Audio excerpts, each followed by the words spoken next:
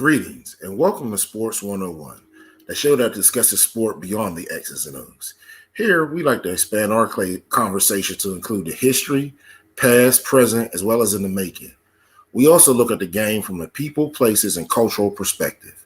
I am your host, Jamar Harp. Be sure to follow me on social media at Coach_Hart412 on Twitter and Facebook under Jamar Harp. Please also make sure you get social with SportsZone Chicago. It is a litany of other shows. There's a new great show called Second City. I suggest everyone to check out. Well, we want everyone to look at SportsZone Chicago. SportsZone Chicago is the world's only Black-owned sports talk app.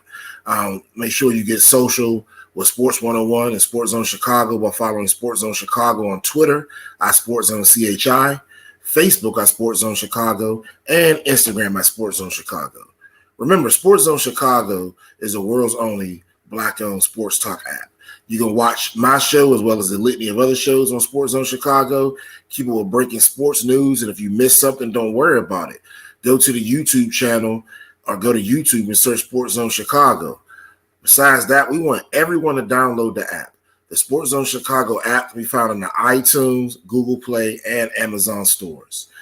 Before we get started, I want to give a shout out to Sean and Maya and the SportsZone Chicago family. We haven't done a show for a while. I had a COVID pneumonia and was out of work for almost a month, including my birthday, and being a single gentleman just to get, well wishes from people that you work with really means a lot. So I want to shout out Ivan, Sean and Maya, and the SportsZone Chicago family. This week, we'll be talking about Lewis Hamilton and his 100th victory that he had this weekend in Russia. Lewis Hamilton, again, is the greatest of all time. And this is our title picture. There's no other person in the history of F1 racing that have received 100 wins. Michael Schumacher, who was known as the greatest Formula One driver before Lewis Hamilton, has I think 93 wins and over 300 some starts, and Lewis Hamilton has 100 wins with only 280 starts, I believe. Before we get into the show, I want to talk about just this sport and other things that we cover. Here at Sport 101, we want to give you exposure to other sports to hopefully increase the participation in the African diaspora community.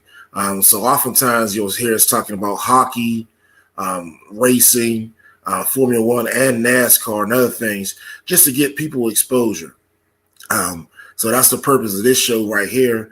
It is our vision that someone hears this information and may want to get associated in F1 racing if they're in Europe, or NASCAR if they're in the United States. Again, Lewis Hamilton has propelled himself to greatness. Number one, being the only Black F1 driver ever, but winning 100 races and so fast. So, again, that leads us to the topic of our show, 100, the greatest of all time. So when we talk about Formula One, Lewis Hamilton, obviously he's at the top. He's been the man to beat the last 16 years, the top earner, the most important voice, and F1's most prominent driver. And this is a Black man at the alone by himself at the top of, quote unquote, the motorsports summit. And the reason he says that is the F1, and we'll talk about this later in the show, is basically like a billionaire boys club. So the owners of these F1 teams put millions, sometimes billions of dollars into these cars as the owner to get the aerodynamics, the engine, different things so it can go as fast as possible. So oftentimes they'll hire their sons or nephews, things like that, as drivers and just practice them. So it's not open to the masses. So if you don't have any money, it's very rare that you find a Lewis Hamilton who grew up, racing go-karts, but not, the fancy go-karts that the owner's sons race when they're young. His dad had to put it together, and the little shed they pulled around, it wasn't a team winning for the go-karts. So he had a lot of distractors, but yet he was still able to get to the top due to his driving skills. but that's not the case in Formula One. A lot of people with great driving skills get the chance because of their financial status. So over the past 15 years, the 36-year-old Britain native has won 7 world championships. So he did that this year, and he tied the record by Ferrari's greatest driver and F1's greatest driver before him, the German Michael Schumacher, who was, again, regarded as the greatest of all time before Hamilton. At Sunday's Grand Prix in Russia, Hamilton had a rally through a late rainstorm to claim the flag to become the first driver in the sport's history to win 100 wins. And again, he did this in the fastest time, as Schumacher took almost 400 races to get 93 wins. Besides his 100th win, he also celebrated 100 career pole positions. So again, talking about the differences between F1 and NASCAR. NASCAR is closed wheel racing, as there's a cover over the wheel, so the cars don't go as fast. They don't have turbo-injected engines, and they sit higher from the ground. In regards to F1 racing, it's open wheel racing. The car sits very low to the ground. They go almost 300 miles per hour, and this allows these cars to go super fast. But again, if a slight bump or a slight turn on the steering wheel, the car is going to go to pieces. Another difference is between F1 and NASCAR is F1 is all about the time trials. In open wheel racing, you don't see, like NASCAR, people starting in the back and using their racing skills to move forward. If you start in the top 10, most likely you'll finish in the top 10. So the time trials are ultra important. The fastest person at time trials gets the pole position, or the number 1 inside position on the track, which is supposed to be the best position, because if you start off inside, how can someone, get inside of you? And that pole position goes to the fastest driver. And Lewis Hamilton, besides having 100 wins, he has 100 pole positions. Another difference is between racing and, traditional sports is, winning is so hard to come by. So in racing, drivers go years without winning, but just finish in the top 5 or the top 10 every year. So, for example, using the IndyCar series, at the Long Beach final this year in California, Scott Dixon, who was a 6-time champion. Remember, you get championships by points, not necessarily wins. And the series all-time victories leader had just 1 win last year to his name. When we look at NASCAR, Jimmy Johnson, again, another 7-time champion, who recently is crossing the open wheel racing this year. In NASCAR, even though he was a 7-time champion, he only won 27% of the time at his NASCAR peak, which was around 2007. And that's having more opportunities to try, because, again, F1, they just have 36 races, whereas the NASCAR, you can drive in the Craftsman's Truck Series that Saturday. Some people race in the Sprint Series, which is below the Nextel Cup, so it's like the AAA. And some of them drivers race again on Sundays. So there's a lot of different opportunities, and the season is longer. So to increase to win 100 races in a shortened season, again, speaks to, Lewis Hamilton. Remember, in F1, 10 or 15 wins a career is enough to make people legends. So you got a lot of F1 drivers that have 10 to 20 wins, and they're revered throughout Europe. Now, Mr. Hamilton, or Sir Lewis Hamilton, as he was knighted by the Queen, has over 100 wins. So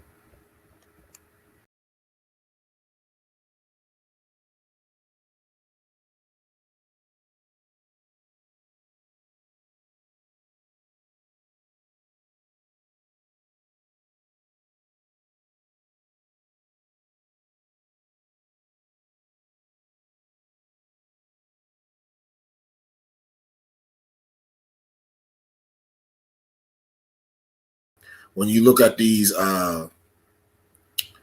F1 tracks, it's very fast. Again, these cars go up to 300 miles per hour, and you have to be able to handle the machine and know the track. So a lot of times, the rookies, due to their inexperience, don't know these tracks, and can't win 4 wins. Now, when we go down and look further, you see those wins increase, letting us know that as he got better within the sport, his dominance continued.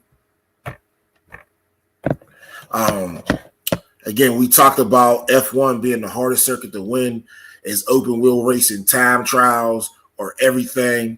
So in those 2 or 3 days that they have these time trials, if you can't put up a good time and you finish in the back, then it's pretty much over. You have people spend a couple $1 million that week to try to get the car as fast as it can be. And it's really a disappointment, not only to the team, but to the driver as well, because, again, engineers are hired to make sure that these cars can be cut to go to the fastest speed per regulations of F1 sport. So, again, let's look at F1 and its winning percentages. You have Argentina's Juan Manuel Fangio. He was a 5-time champion who dominated F1 in the 1950s. He finished his career with 24 victories. And these are Hall of Fame drivers that we're talking about if, if we correlated it to the NFL. Next, we have Michael Schumacher, who drove for Ferrari, and he set the bar higher, winning 91 times and 308 starts. So, again, looking at Lewis Hamilton, who has 100 wins and 281 attempts, his percentages, no one ever saw a percentage like this. Not only is that the highest career success rate of any F1 driver in the history of F1, that includes Schumacher, who was supposed to be the GOAT, who only had a 30% clip. Hamilton wins at a 63% rate, and not only 63% rate of winning, but also landing on the podium. And that pales in comparison to Michael Schumacher, who's only at 13%.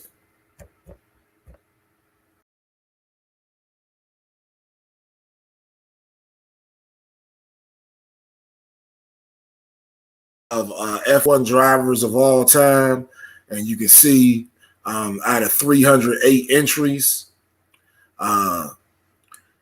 Michael Schumacher is tied with Lewis Hamilton with 155 podiums. However, if you look at the entries for Lewis Hamilton at 255, that will lead him to that 60% success rate. So when we go down, you have Sebastian Vettel, who is Hamilton's teammate right now, at the next highest at 48%. And again, these are Hall of Fame drivers, and you can see how low those percentage rates go in regards to getting to the podium. So this is not just winning. This is getting the chance to be first, second, or third, or in the points, as they would call it. So you can see how low those are.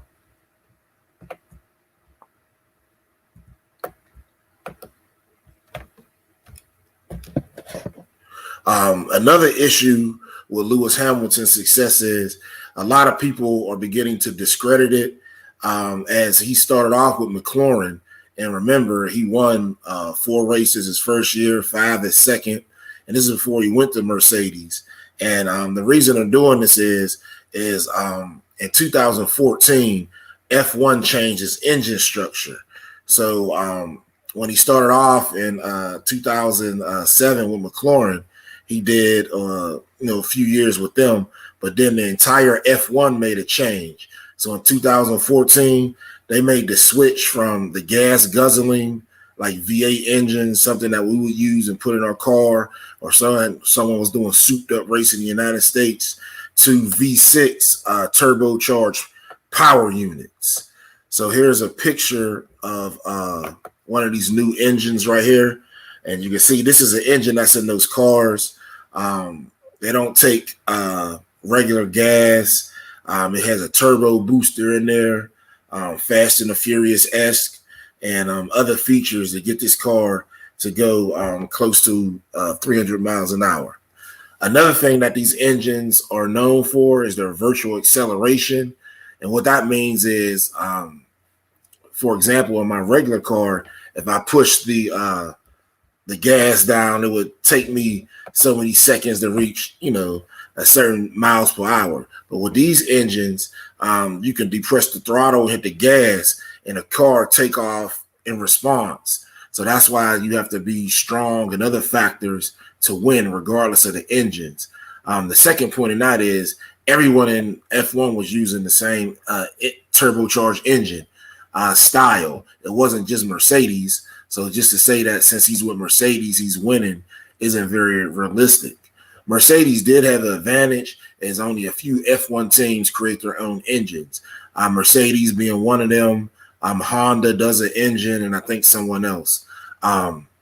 Since Mercedes built this power unit, they would sell it to other people and leave it up to their team and their engineers to tinker with it to get it go as fast as possible. Remember, these engines are hundreds of millions of dollars, and that same amount of money is spent on them to get them go as fast as possible. Each year, each F1 team spends millions on their cars. Their engineers, they have wind tunnels in their facilities. A lot of different techniques they use to get these cars to go as fast as possible. And if times don't change, oftentimes there's turnover. Again, everyone doesn't make engines. So if you're in F1, you have to buy a Mercedes, Ferrari, or a Honda engine. Now, to hammer the point home that I just made, that because he is with Mercedes, that's why he's winning, I want to reference a player that I used to go watch when I was a little kid growing up, Barry Bonds, tickets, children's tickets. Then at Three River Stadium were about like $7. So me and two of my homeboys used to go watch Barry Bonds all the time.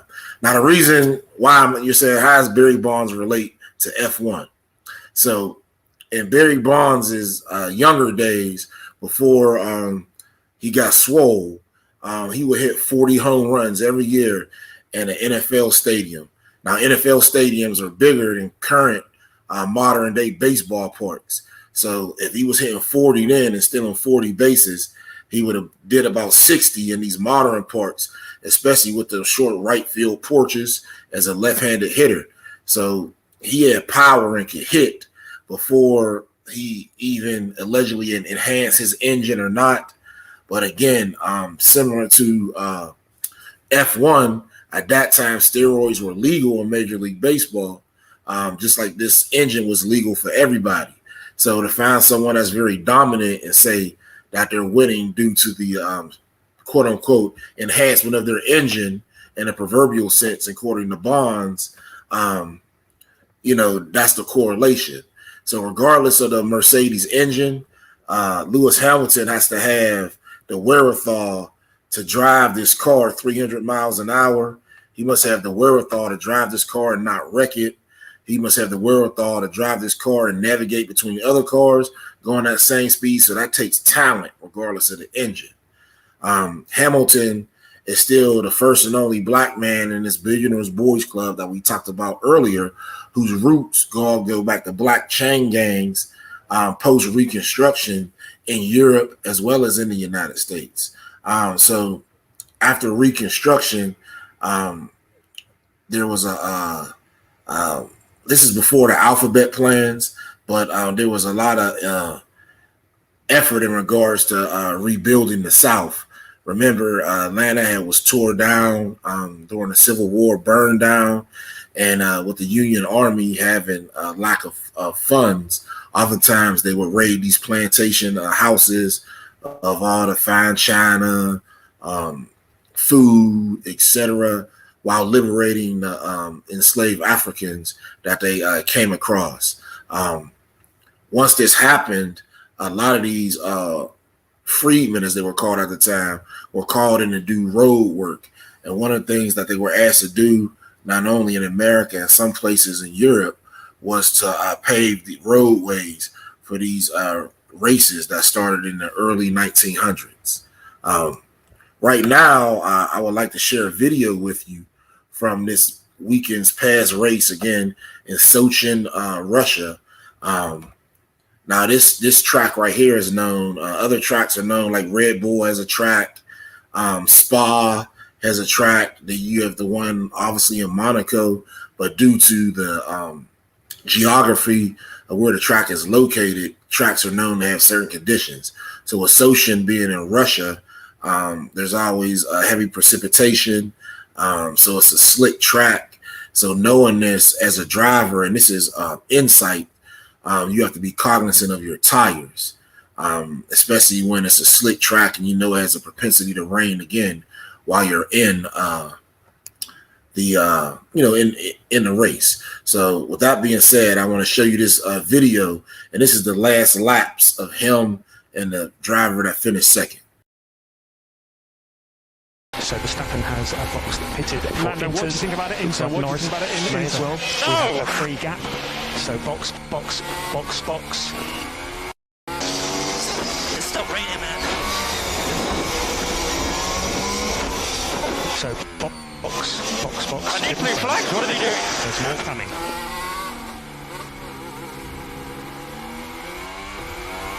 Slippy in the pit lane. Okay, Lando, Hamilton has taken it. He's gone to an Inter. Yes, I see. We just got to commit to staying. So currently unsafe to Norris by 1.5 seconds. So if Norris tries to hang this out, he's going to be in trouble. He's getting overtaken by Mazepin on Inter. Okay, Lando, just to confirm, we have to be able to stay on track here. Are you happy to stay out on this tyre? Am I safe now? We are 5 seconds safe now. The gap to Norris is 19 seconds. So heavy rain. It's full wet, boys. And I got a box. I want to shut.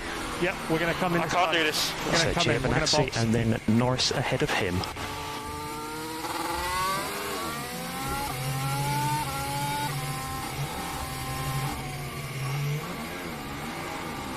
So nice and easy. So we are now in the lead of the race.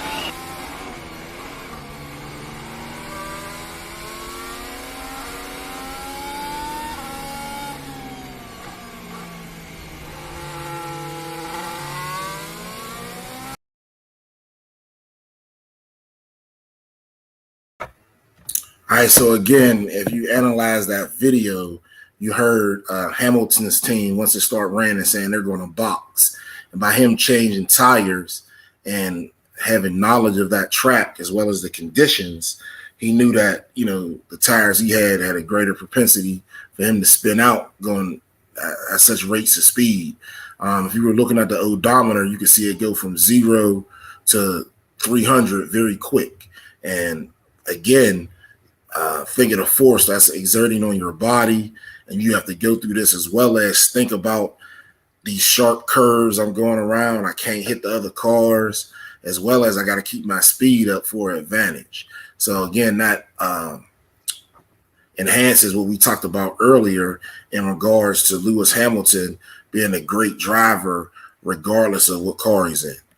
Now, outside of racing, Hamilton has also shown a social consciousness to events going on in the African diaspora. And again, the African diaspora is basically events happening with individuals who come from the continent of Africa, were kidnapped, moved away, displaced. And the reason that term is used is because there's so many names that individuals go by. If you are from Latin America, you might be Dominican, Puerto Rican, Cuban, etc. However, if you have individuals in your family that trace back to the continent, and you don't live there, you're part of diaspora. So one of the main events that happened last year, obviously, was the murder of George Floyd by Minneapolis police. So again, in this Billionaires Boys Club, where he's the only black person, he used his status, not only with social media, but with F1, and was able to get all F1 drivers to kneel last year. And this is a big accomplishment because, again, there's no support for him in F1. It's just, him. But again, he uses cachet to get this done. For any other driver, again, looking at his victories, for any other driver, 100 victories would end any debate about his mortality as a GOAT. But being who he is, Lewis Hamilton is still scrutinized. Right now, about at 35 years of age, he does not plan on to retire and is actively working through a group he started called the Hamilton Commission to change the way F1 picks drivers, pit crew, engineers, and everyone that they use to work on these cars to make it more diverse for Africans living in the diaspora in London and the country of Britain as well. So I'd like to take a short break, and when we come back, we'll discuss the Hamilton Commission and some of the things we're doing. This is Jamar Harp with Sports 101. We'll see you in a few.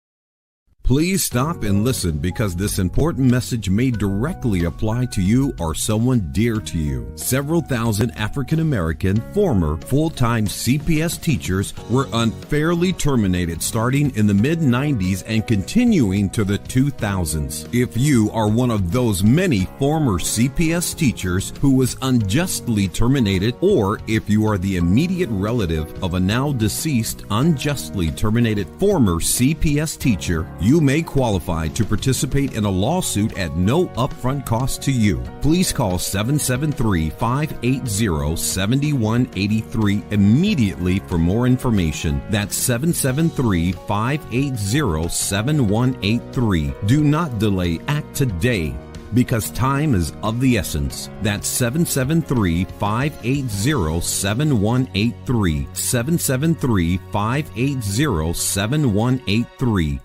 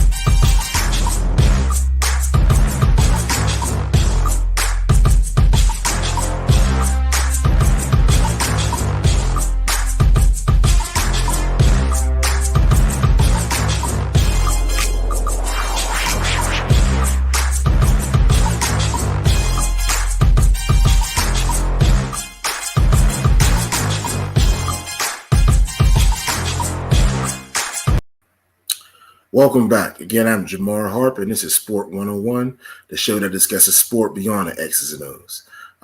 Again, at Sport 101, we like to talk about the game from a people, places, and cultural perspective, looking through the lens of history in the past, present, as well as in the making.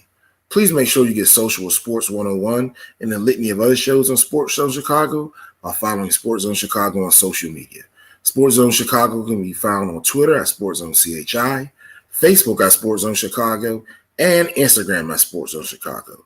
Remember, subscribe to the YouTube channel, search SportsZone Chicago, but more importantly, we need everyone to download the SportsZone Chicago app.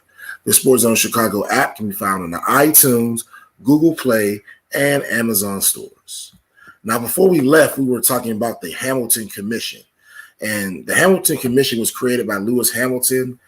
He also has individuals from the Royal Engineering Corps in Britain and other people involved in STEM fields. And the commission is supposed to improve representation of Black people in the United Kingdom in motorsport. That's their mission statement. They want more Black people to get in motorsports in the United Kingdom, whether it's driving or in the off-track association.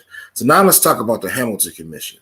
As the first black driver in Formula One, Sir Lewis Hamilton was always aware of the lack of diversity across the motorsports field in the UK, as well as Europe. Remember, growing up racing go-karts, he was often the only black driver.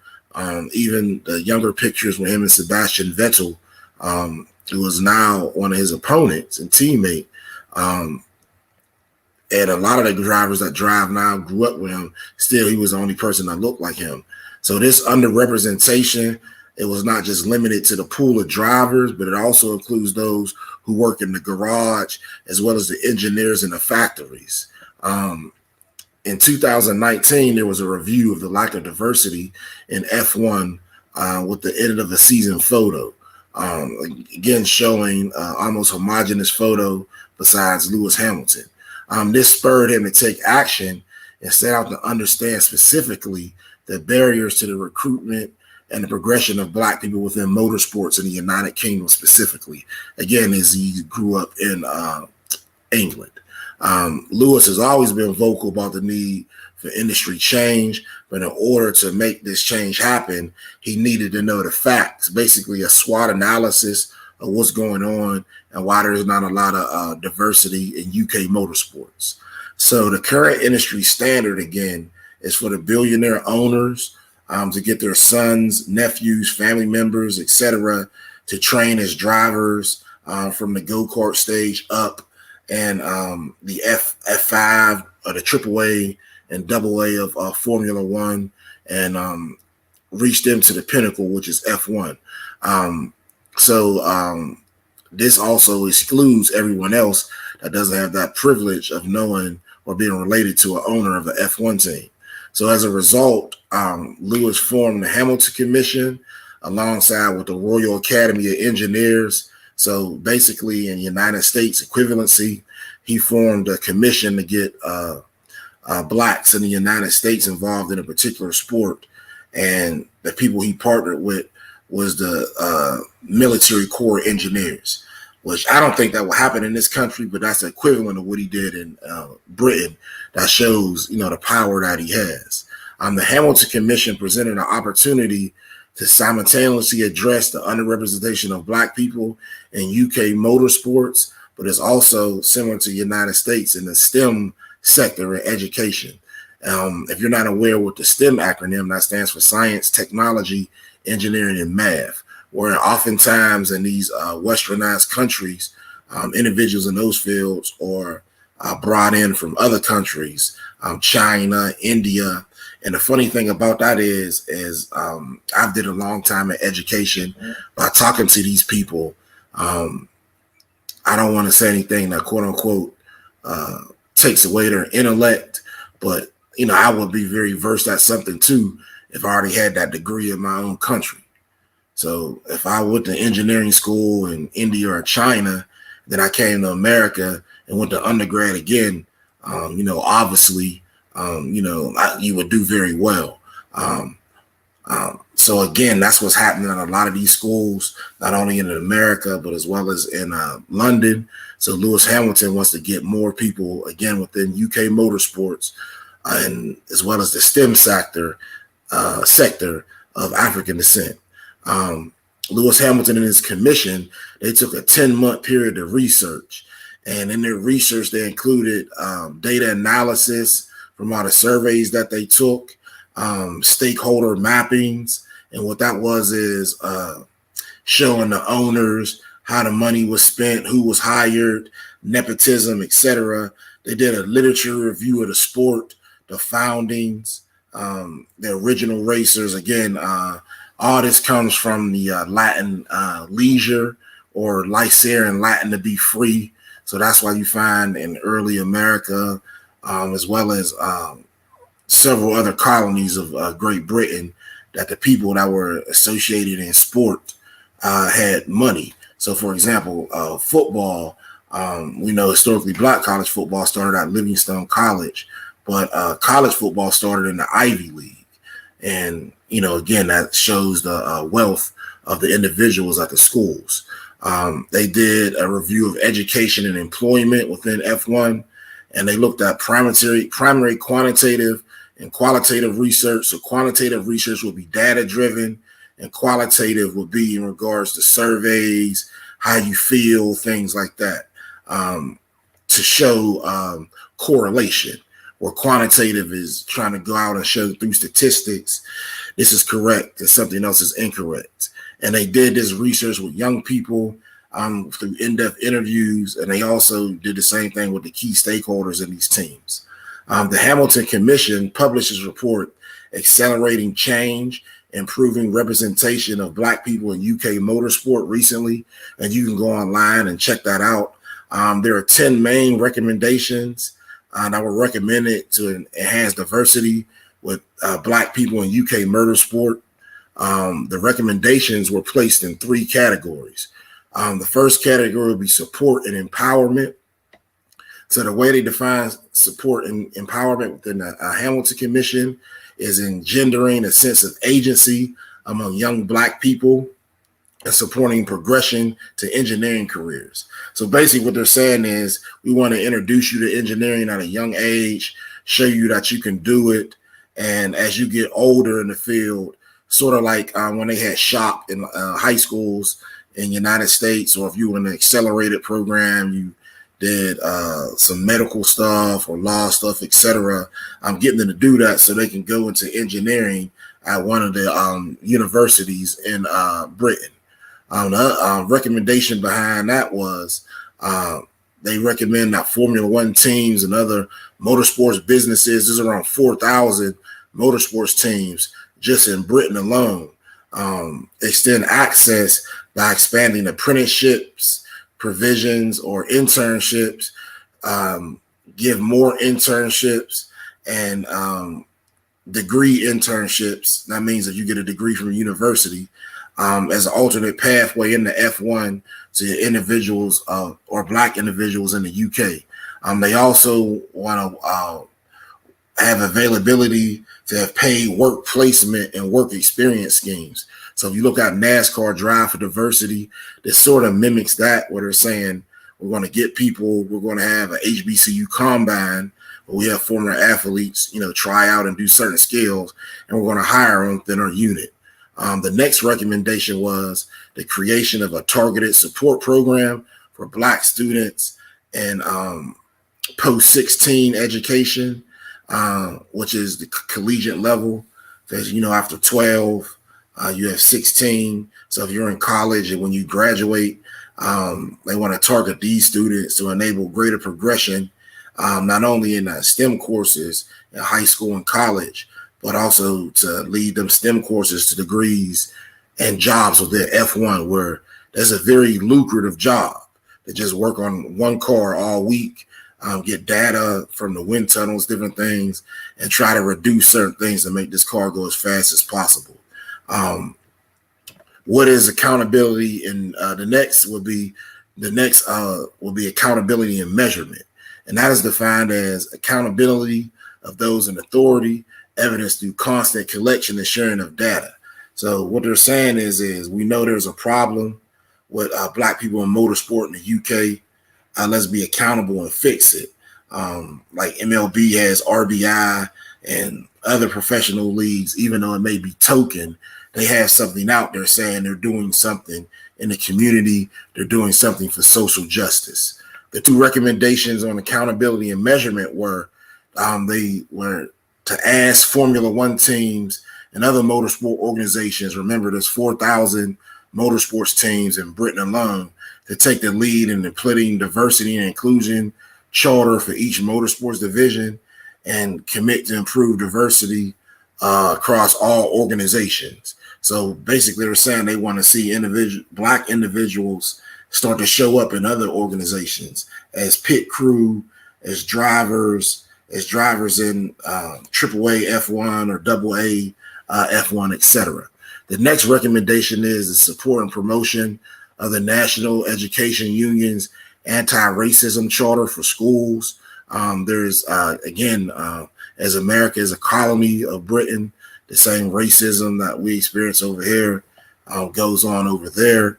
And they were asked teachers, all the teachers unions and leadership bodies to work, ensure there was an adoption of this charter. What they mean by that is a lot of times in Britain, you have certain areas where you may be immigrants from Jamaica or a certain West African country. Let's take as example Brixton, where a lot of Black people live in South London. Oftentimes, these kids are first generation individuals that may or not have been born in Europe, but now they go to school there. So their transition is difficult. So being a minority, sometimes, they fall to the wayside or just give up due to the interactions with the teachers, which is very discouraging. So they want to do an anti-racism charter in the schools. So another example would be is how they Black boys, there's a lot of, white teachers in particular in elementary school and middle school. So Black boys get labeled as ADD, ADHD, etc., get put on drugs that have the same elements as heroin in them, and end up following that path. So they want to address that in Britain by having an anti-racism charter in the schools. The third will be inspiration and engagement, and that was defined as enabling young Black people to visualize what their careers could involve and see themselves in these roles. Basically saying that you can do it. You can work in F1. You can be a millionaire working on these cars. What recommendations did they have for that? They recommended the development of and guidance for STEM inspired fields in the Black community, as well as community outreach to enable inclusive engagement for students to get them in these STEM fields. Remember, being an immigrant or first or second generation that was born there, you're still more of an outcast as if you were a Black person in the United States. So they have less autonomy than we do here. So that shows up in the school system. So you find a lot of people quitting school and in particularly not going in the STEM fields. The next recommendation they had was to recommend additional STEM activities be given to the schools, as well as supplementary schools that are led by Black community groups across the UK. So certain quote unquote Black neighborhoods like Brixton, some places in North London and East London that are filled with Black people. They want to get community centers where you can work on STEM there. Again, there's over 4,000 motorsports teams that pay workers in the UK, and most of these teams have between 10 and 50 people employed. Now, the bigger teams may have more, as if you look at these F1 races, they build these elaborate tents with, gourmet food and models and different stuff. It's a lot of pomp and circumstance before the race. Lewis Hamilton and his commission want to make these numbers more diverse within the next 10 years. In closing, what can we speak about on this? The first thing would be access brings opportunity. The Hamilton Commission will open doors for Blacks in Britain that were never opened before. Having young Black kids believe that they can be a driver, that they can be an engineer, a crew chief, radio operator, tire changer, etc. Not only would that increase the ability of their livelihood in Britain as they're getting one of these F1 salaries, but it's given opportunity where it wasn't before. So if you reach down as Lewis Hamilton is doing and try to bring people, back to what you love, if he brings one, then that person may bring two. Then them two people may bring four, and eventually it won't be 99% European in their motorsports, and particularly in Britain. The next question is, in closing or statement, this is very similar to the integration of sport in the United States. Recently, everyone's been talking about Deion Sanders and Jackson State and his goal of getting Black athletes to go back to Black colleges where they originally went, and saying if everybody at Alabama went to Alabama A&M, like where they had to go in the 1970s, that Alabama A&M would be the number one country team in the United States. So similar to the integration of sport in the United States, will this trend spark a wildfire and get more blacks in the Formula One? There's a lot of opposition right now, which goes to our next thought in closing. Will the Billionaire Boys Club fight back? Remember, like soccer in the United States, F1 is very elitist. So as soccer is related to the middle class in the suburbs, and USA Soccer Pyramid is basically pay to play. It's sort of like that in F1. For example, there's a team that's owned by Lance, Mr. Stroll. Now his son Lance is a driver, and he wrecks almost all the time. Finishes, next to last. This was last year, but since his dad's the owner, he gets opportunities. Where if he was a driver and he was doing that, remember, you can't keep destroying these cars because they have to rebuild the whole car. So if you keep wrecking, they'll fire you and get another driver, but he's not fired because, again, he's the owner's son. So will more diversity mean less access for these individuals or family members of the owner of these race teams? Because they're the ones that get all the slots right now. Would it be opposition? I think so. The last thought in closing will be, will more diversity in off-field positions provide innovation in technology? We saw, particularly in the United States, how when individuals of African descent go to do something or build something, a lot of things were innovated. Garrett Morgan built a traffic light. You got Madam C.J. Walker and her world-famous hot cone and other inventions that improve not only way of life in the United States, but in the world. George Washington Carver and his peanut butter, so many inventions. So will these individuals of African descent in Britain come with some new ways of engineering, some new ways of thinking to get these cars to go 305 miles per hour? Will they make some changes through this diversity initiatives to improve F1 as a whole? I think that's a strong likelihood because individuals that's coming in and want to prove themselves and also being fairly new to the sport, they will not look at it in the same way as individuals that have been with F1 for years. So instead of doing things a certain way, they may do something entirely different, which will yield a different result. Thank you for tuning in to this week's episode of Sports 101 with me. I am Jamar Harp. Again, I want to give a shout out to my sensei, Maya Kai, as well as the rest of the SportsZone Chicago family. Please keep up with me on social media by following me on Twitter at Coach_Hart412, as well as on Facebook under Jamar Harp. Again, get social with Sports 101 and a litany of other shows on SportsZone Chicago. Remember, SportsZone Chicago is a world's only Black-owned sports talk app. You can follow SportsZone Chicago on Twitter at SportsZone CHI, Facebook at SportsZone Chicago, and Instagram at SportsZone Chicago. Subscribe to our YouTube channel, search SportsZone Chicago, but more importantly, download the SportsZone Chicago app. Remember, the SportsZone Chicago app can be found in the iTunes, Google Play, and Amazon stores. Again, thank you for this week's segment of Sports 101. We'll see you again next week at our normally scheduled time, Wednesdays at 8 p.m. Central Standard Time and 9 p.m. Eastern. I am Jamar Harp, and signing off for Sports 101. We'll see you next week, and I'm gone.